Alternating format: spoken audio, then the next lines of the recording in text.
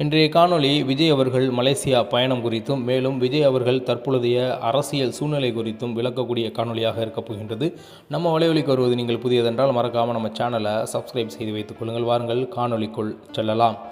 தமிழ் திரையுலகின் முன்னணி நடிகரான விஜய் அவர்கள் வரும் நாட்களில் மலேசியா பயணம் செய்ய உள்ளார். இந்த பயணம் முழுக்க அவரது ரசிகர்கள் சந்திப்பு, கலாச்சார நிகழ்வுகள், சமூக தொடர்பு என்பவற்றை மையமாக கொண்டதாக இருக்கும் என தகவல்கள் வெளியாகி இருக்கின்றன. விஜய்க்கு மலேசியாவில் பெரிய ரசிகர்கள் பாதுகாப்பு வலயம் உள்ளது.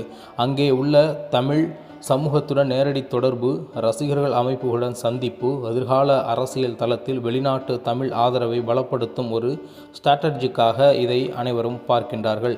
விஜய் எப்போது புறப்படுகிறார், விஜய் அவர்கள் எப்பொழுது மலேசியா செல்கின்றார் என்பது குறித்து தேதி அதிகாரப்பூர்வமாக அறிவிக்கப்படவில்லை. ஆனால் பயணம் டிசம்பர் முதல் வாரம் அல்லது அதற்கு பின்னர் நடைபெறும் என எதிர்பார்க்கப்படுகின்றது. விஜயுடன் நெருங்கியவர்கள் இது தனிப்பட்ட ரசிகர்கள் சார்ந்த பயணம் என்றுதான் இதுவரை கூறுகின்றார்கள்.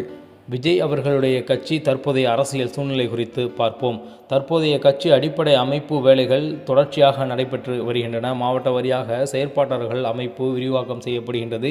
இளைஞர்கள், பெண்கள் முதலிய சமூக பிரிவுகளுக்கு துணை பிரிவுகள் உருவாகின்றன.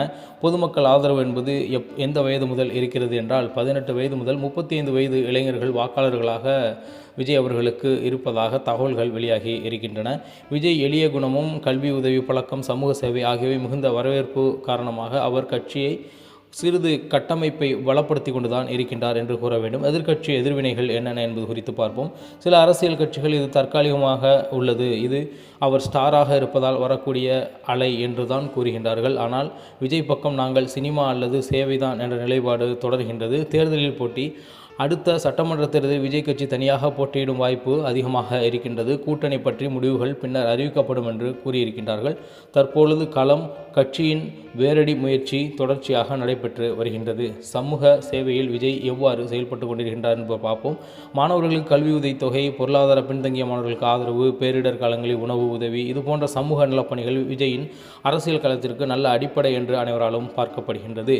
மக்கள் கருத்து, எதிர்கால பாதை. தமிழ்நாடு இளைஞர்கள் பக்கம் அரசியலுக்கு புதிய தலைமுறைகள் தேவை. நேர்மையும் செயல்திறனும் கொண்ட தலைவர்கள் வேண்டும். விஜயின் அடுத்த அரசியல் படி கட்சியின் அங்கீகாரம், அதிகாரப்பூர்வ கொடி, சின்னம், மன்ற செயல்பாடுகள் போன்றவைகளாக தான் நோக்கமாக இருக்க முடியும். இவை அனைத்தும் வரும் மாதங்களில் நிச்சயமாக இதை எதிர்த்து அல்லது இதை ஆதரித்து இதற்கான தேவைகளை முன்னெடுப்பார் என்பது பொறுத்திருந்துதான் பார்க்க வேண்டும். முடிவாக இந்த காணொளி சொல்ல வருகின்ற செய்தி என்னவென்பதை பார்ப்போம். தமிழ்நாட்டின் அரசியல் களத்தில் மெல்ல மெல்ல வேரூன்றி வரும் விஜயின் கட்சி சமூக சேவை மற்றும் பொதுநலப் பணிகளின் வழியாக மக்கள் மனதில் பெரிய இடம் பிடிக்க வேண்டும் என்பதுதான் அனைவருடைய விருப்பமாக இருக்கின்றது.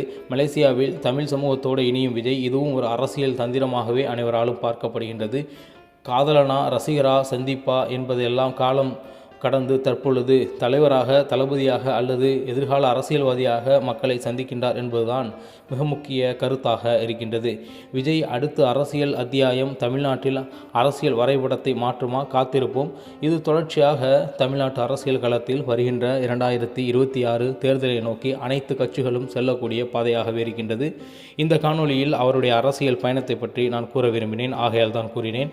அதே நேரத்தில் ஜனநாயகன் என்ற திரைப்படமும் திரையில் வர இருக்கின்றது. அதை குறித்தான ஒரு பார்வையாகவும் இந்த அரசியல், அதாவது மலேசியாவின் பயணம் அனைவராலும் பார்க்கப்படுகின்றது. பார்க்கலாம் எப்படிப்பட்ட நகர்வுகளை அடுத்தடுத்து அவர் செய்கின்றார் என்று வருகால காணொளிகளில் உங்களுக்கு கூறுகின்றன. அதுவரை உங்களிடமிருந்து விடைபெறுவது உங்கள் தமிழா செய்திகள். மறக்காமல் சப்ஸ்கிரைப் செய்யுங்கள், பெல் பட்டனை அழுத்துங்கள். நன்றி, வணக்கம்.